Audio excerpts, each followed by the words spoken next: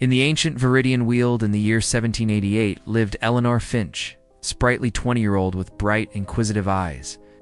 Each evening she meticulously inscribed the day's experiences, the thrill of a discovery, the sting of a disappointment, a quiet lesson learned, onto tiny, smooth ether stones. These precious memories, tangible and comforting, she tucked carefully into her small leather chronosatchel. Eleanor believed every moment was a treasure, a belief that filled her with quiet joy. Initially, the satchel felt light, a cherished companion, but as weeks turned into months, its growing weight began to subtly impede her once nimble movements through the dense canopy. The subtle impediment soon became an undeniable drag. Each morning, securing the chronosatchel to her waist felt less like an embrace of cherished memories and more like buckling on an invisible yoke. Eleanor, once quick to dart between ancient oaks, now found her steps slow and deliberate, her delicate build straining against the averant creasing heft.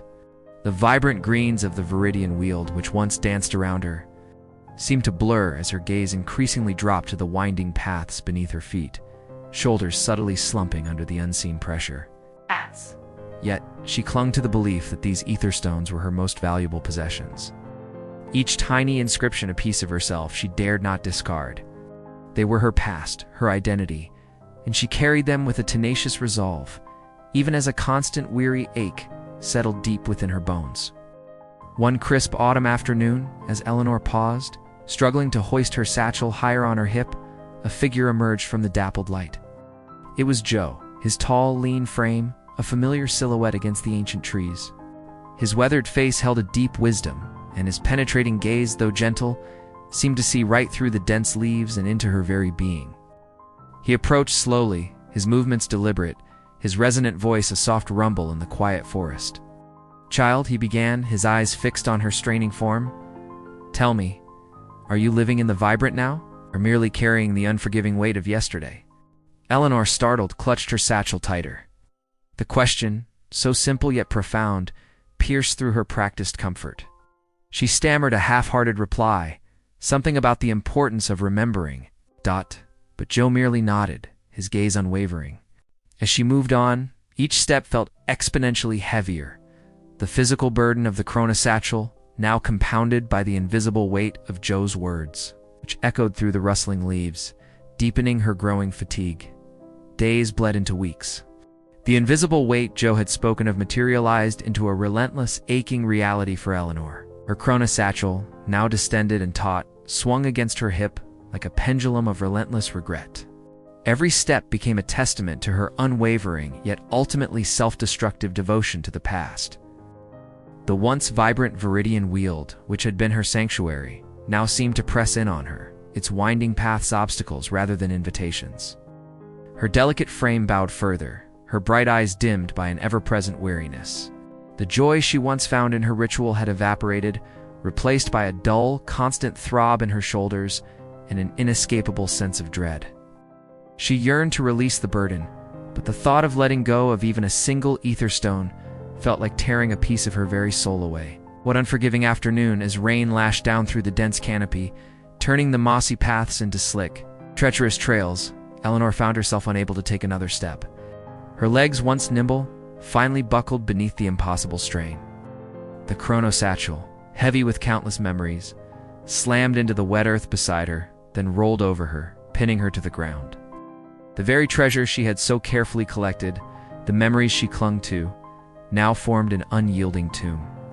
The overwhelming weight of her accumulated yesterdays crushed her delicate body, extinguishing the last flicker of her life in the quiet, rain-soaked forest. It wasn't long before Joe, following the faintest, melancholic scent of despair, found her. He knelt beside her, his weathered hand gently touching the cold ether stones that lay scattered around her. A grim testament to her burden.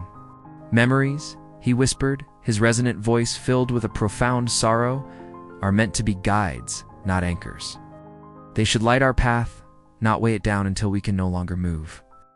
This poignant truth, observed by Joe in the quiet solitude of the Viridian Weald, echoes through the ages, a solemn reminder that the past, whether good or bad, belongs to yesterday.